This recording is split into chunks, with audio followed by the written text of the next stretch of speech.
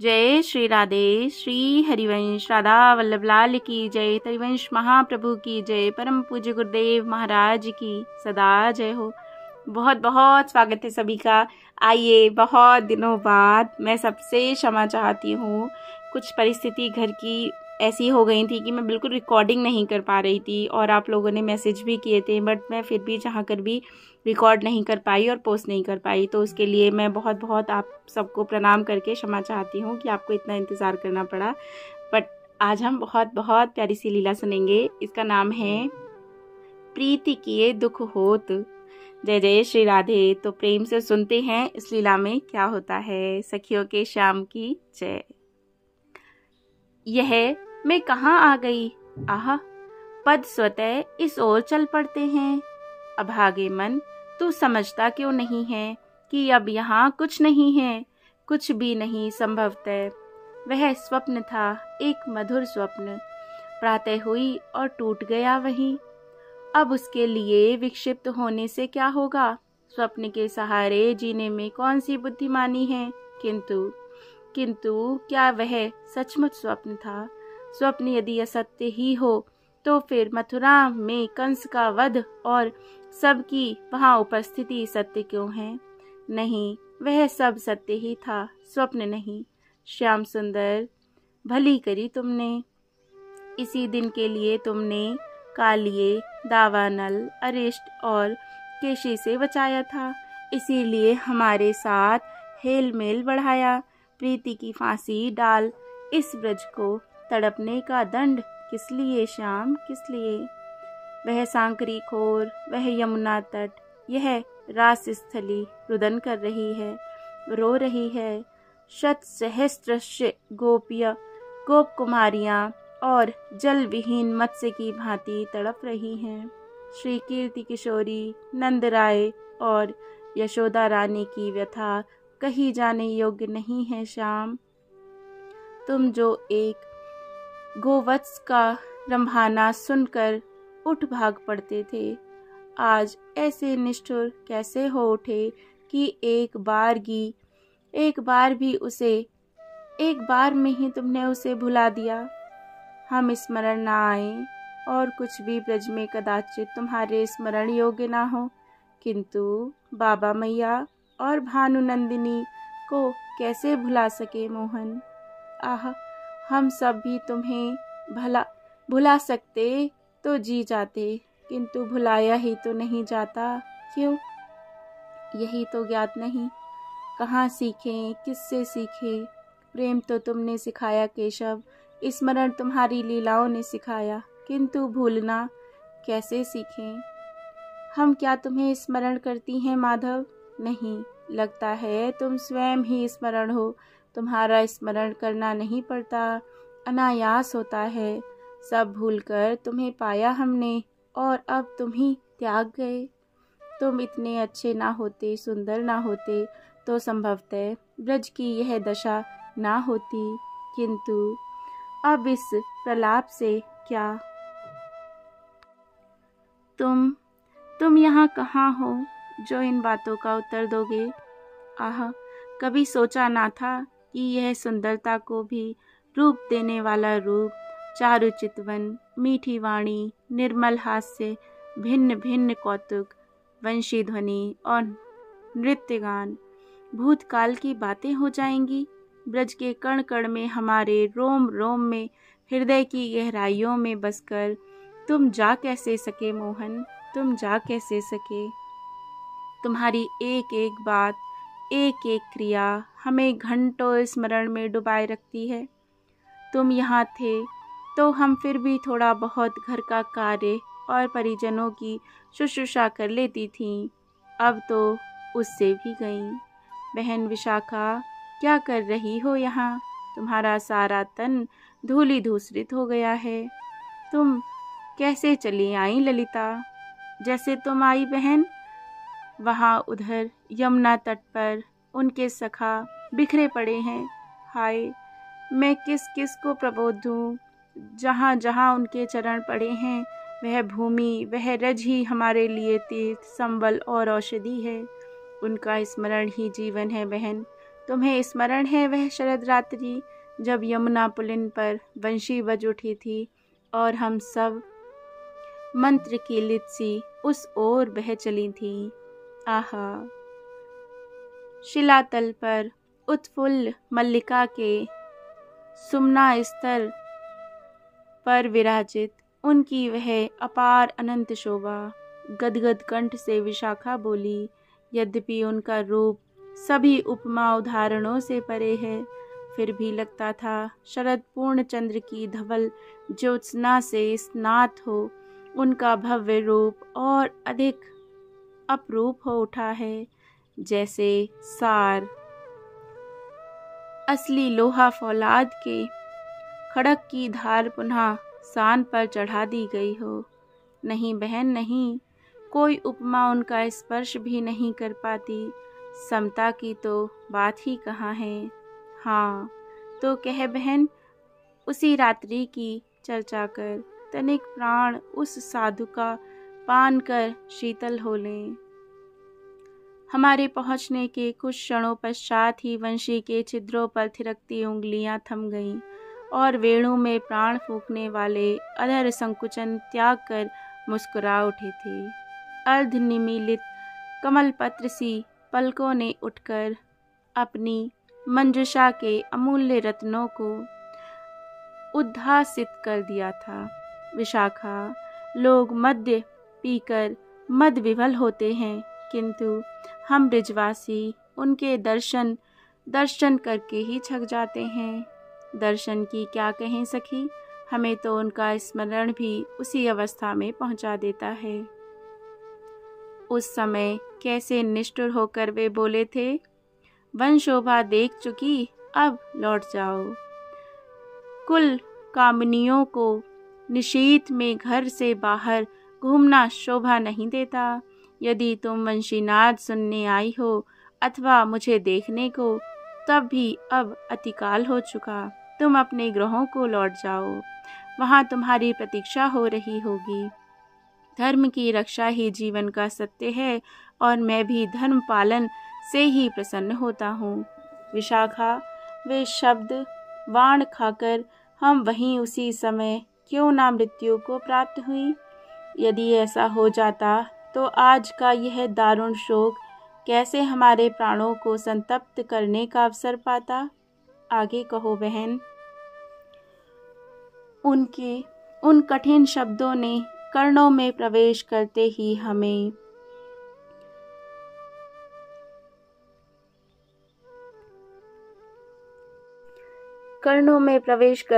हमें अर्धमृत बना दिया।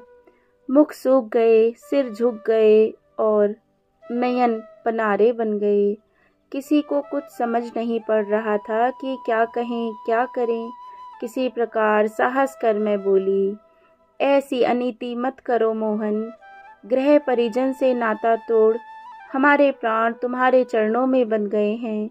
अब एक पद भी हम उधर चलने में समर्थ नहीं। किंतु उन पर तनिक भी प्रभाव ना पड़ा। वे पूर्ववत धर्मोपदेश करते रहे। ऐसे में चंद्रावली जी ही सदा सहायिका हुई हैं बहन। इस समय भी वही बोली, ठहरो मोहन, बहुत सुन लिया धर्म तत्व। मुझे संदेह है कि धर्म के विषय में तुम स्वयं भी कुछ जानते हो। जो तुम्हें ना पहचानता हो उसे सुनाना यह सब धर्मों के अधिष्ठाता क्या तुम ही नहीं हो। जगत के आधार और प्राणियों के प्राणोद्गम क्या तुमसे भिन्न है। प्राणी मात्र सबसे श्रेष्ठ धर्म अपने आप से, अपने उद्गम से जुड़ना, उसे जानना, उसे प्राप्त करना है। और वह तुम हो श्याम सुंदर, वह तुम हो। तुमसे प्रेम करना, तुम्हें प्राप्त कर लेना ही धर्म का परम प्राय है। फिर तुम हमें कौन से धर्म का उपदेश सुना रहे हो। और यह भी बता दो कि तुम्हारे बताए इस थोथे धर्म के पालन का फल क्या होगा। हम यहाँ धर्मोपदेश सुनने नहीं आई हैं। जैसे आदि पुरुष अपने भक्तों का पोषण करते हैं, वैसे ही तुम भी हमारा सत्कार करो। निष्ठुर लोक परलोक का त्याग करके शरण में आई हम अबलाओं को ऐसी बातें कहना कहाँ तक उचित है। किंतु फिर भी इतना कुछ सुनकर भी श्याम सुंदर वैसे ही शिला पर बैठे मुस्कुराते रहे। मल्लिका के सुमन झरकर उनकी अलकों में उलझ रहे थे। हमारी धूमिलाशा अब श्री किशोरी जी के चरणों में जा लगी। सबके झुके मुखों की अश्रु धुंधलाई दृष्टि के सम्मुख अंधकार अधिपत्य जमाने लगा था। अंतर को मानो गर्म लोहे से दागा जा रहा हो। तभी श्री किशोरी जी का स्वर सुनाई पड़ा। हम तुम्हारी दासी हैं श्याम सुंदर। हमारा उपहास तुम्हारे योग्य कार्य नहीं। भरे कंठ से वे रुक रुक कर बड़ी कठिनाई से बोल रही थी। हमारा धर्म, ज्ञान, रीति, लोक परलोक सब कुछ तुम ही हो, तुम ही हो। तुम्हारे यह अरुण अमल पादांबुज छोड़कर हम कहाँ जाएं? तुम ही बताओ, तुमसे बड़ा धर्म कौन सा है? तुम्हारी लीलाओं से, तुम्हारे रूप से, तुम्हारी हंसी और मीठी वाणी से, तुम्हारे बल और गौरव से, तुम्हारे स्नेहिल स्वभाव से वश में हुई हम अबलाएं अब कहाँ जाएं? क्या तुम मात्र ब्रजराज कुमार ही हो? और बहन, वह चितचोर शिलातल से उठ खड़ा हुआ, हंसता हुआ हमारे सम्मुख आया। अच्छा सखियों, तुम्हारी ही बात रहे, उसने कहा। चलो इस सुंदर रात्रि का नाच गा और खेलकर सदुपयोग कर लिया जाए। अपने पीतांबर से उसने हम सबके मुख पोंछे और हमारे मृत तन में जीवन जाग उठा हो। उस प्रसन्नता का वर्णन कैसे करूं? कानों के पथ से जैसे जलते हुए हृदय पर सुधा धारा उड़ेली गई हो।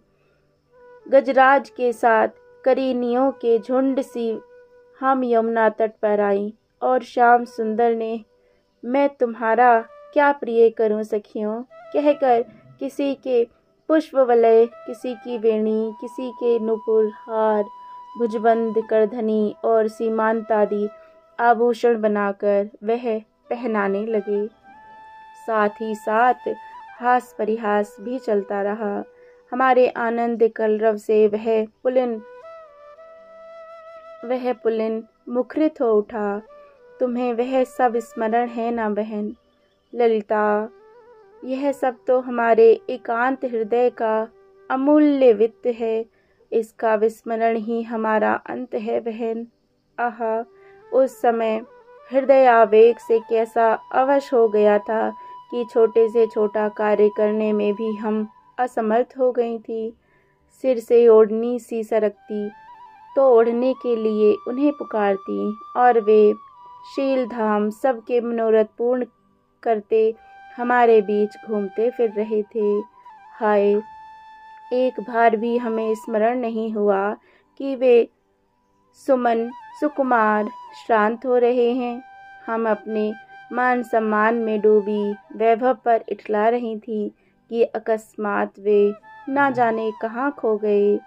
विशाखा अचेत हो भूमि पर लुढ़क गई। आह, यह पाषाण हृदया ललिता ही शेष रह गई है सब सहने को। बहन विशाखा, कैसे समझाऊं तुम्हें? वे दिन दूर ही गए। उस समय कुछ क्षणों में ही उन्हें ना देख पाने से हम अर्ध विक्षिप्त हो गई थी। आज अनिश्चित काल के लिए उन्हें खोकर भी हम जी रही हैं। धिक्कार है प्राणों की इस परुषता को। बहन, चैतन्य लाभ करो, तनिक देखो तो तुम उस छोटी सी हानि को लेकर ही क्षुब्ध मथित हो रही हो। जब वर्तमान में आओगी तो धैर्य का कहीं भी कूल किनारा नहीं पा सकोगी। बहन विशाखा, सुनो मेरी बात, नहीं सुनोगी? महाराज का वह आनंद महासिंधु, उसमें अवगाहन ना करोगी? आंखें खोलो बहन। आह श्याम सुंदर, भली करी तुमने, कहकर विशाखा ने उठने का प्रयत्न किया तो ललिता ने बाहें बढ़ाकर सहायता दी। आगे कहो बहन, क्या करोगी सुनकर? सो नहीं जानती ललिता, किंतु इस चर्चा के अतिरिक्त हमारे लिए अन्य उपाय ही क्या है। श्री किशोरी जी के समीप कौन है? सुदेवी और चंद्रावली बहन हैं, वे अचेत हैं, उनकी अवस्था देखी नहीं जाती। श्याम सुंदर, उनकी आंखों की तनिक सी उदासी तुम सह नहीं पाते थे। आज वे ही नेत्र तुम्हारे ही कारण निर्झर बन गए हैं। तुम तो इतने कठोर कभी नहीं थे। यदि कोई अपराध बन पड़ा है तो हमें अनंत काल तक दर्शन ना दो। हम विरह अग्नि में जलती रहकर भी सुखी रहेंगी, किंतु तुम राधा बहन को कष्ट ना दो। हमसे सहा नहीं जाता। नया स्थान देखने के लोभ ने तुम्हें इतना निष्ठुर बना दिया कि उन्हें, जो तुम्हारे ही अवलंब पर जी रही हैं, नितांत भुला बैठे। उस दिन, हाँ उस दिन, जो किशोरी जी हम सखियों के सामने भी तुमसे कुछ कहते सकुचा जाती थी, वह संकोच और शील की प्रतिमूर्ति श्री राधा गुरुजनों के सम्मुख भी कातर हो ऊंचे स्वर से गोविंद, दामोदर, माधव कहकर पुकार उठती है। वस्त्रों का ध्यान भूल अजस्य अश्रुवर्षण करते नेत्र तुम्हारे मुख पर टिकाए, लज्जा त्याग कर उन्होंने तुम्हारे पीठ पट का छोर थाम लिया था। यह देख बड़े बूढ़ों के नेत्र भी बरस पड़े थे और महाबली राम ने व्यथा से मुख फेर लिया। क्या तुम तनिक भी ना समझ सके कि किशोरी जी से यह नितांत असंभव कार्य किस प्रकार संभव हो सका? आह निर्मम! कोमलता पूर्वक धीरे से अपना वस्त्र छुड़ाते हुए तुमने एक वाक्य, केवल एक छोटा सा वाक्य कहा था, अहम आयास में, और तुम रथ पर चढ़कर चले गए। जब रथ चल पड़ा तो मैंने दौड़कर घोड़ों की बलगा थाम ली। कई बहनें घोड़ों के आगे पथ में सो गईं। मैंने बलगा थामे ही कातर याचना की थी। श्यामजू, वे स्वर्ण लहरी छिन्न युतियाँ सी भूमि पर पड़ी हैं। उन श्री राधा को मैं कैसे धैर्य बंधाऊंगी? तब तुमने अपने आंसू भरे विवश नेत्रों से मेरी ओर देखकर कंठ से गुंजामाल उतार कर दी थी। वही गुंजामाल जब उनके तड़पते हुए प्राण देह पिंजर से मुक्त होना चाहते हैं तो हम उनके गले में पहना देती हैं और तुम्हारे अहम आयास में का मधुर मंत्र उनके कानों में सुनाती हैं, जिससे उनका प्राण पंछी कुछ समय के लिए पुनः अर्गलाबद्ध हो शांति पा जाता है। तुम्हारे उन भरे भरे नेत्रों को देखकर समझा था राजा कंस की आज्ञा से विवश होकर जा रहे हो। जैसे ही अवकाश मिला तुरंत लौट पड़ोगे। मथुरा है ही कितनी दूर। श्याम सुंदर, सब लौट आए पर तुम ना आए। कंस मर गया किंतु तुम्हें अवकाश ना मिला। निर्दयी, आज तुम्हारे उसी एक वाक्य पर भानुलली के प्राण अटके हैं। ओ निष्ठुर, जिनके एक दिन दर्शन ना पाकर तुम व्याकुल हो उठते थे, आकर देख लो विरह में उनकी कैसी अवस्था हो गई है। गुरुजनों से भी वे अपने दुख की लज्जास्पद स्थिति छिपा नहीं पाती। श्याम सुंदर, मैं तुम्हारे पाए पड़ूं, एक बार चलकर उन्हें देख लो, उनके नेत्रों की प्यास बुझा दो। हाय, कितने दिन हम उन्हें बुलावे में रख सकेंगी। चलो चलो मोहन, उनकी जीवन हानि से बढ़कर ब्रज की तुम्हारी और क्या हानि होगी। चलो माधव, ललिता, उठ बहन, किशोरी जी के समीप चलें। जो प्रेम के अतिरिक्त अन्य किसी भी प्रकार वश में नहीं होता, वह आएगा भी तो श्री किशोरी जी के ही कारण। उस प्रेम सिंधु के मिस हम भी दर्शन पा लेंगी। इस अरण्य रोदन से क्या होगा? जय जय श्री राधे, जय जय श्री राधे, जय जय श्री राधे। तो सखियों के श्याम की लीला यहीं विराम लेती है। जय जय श्री राधे श्याम।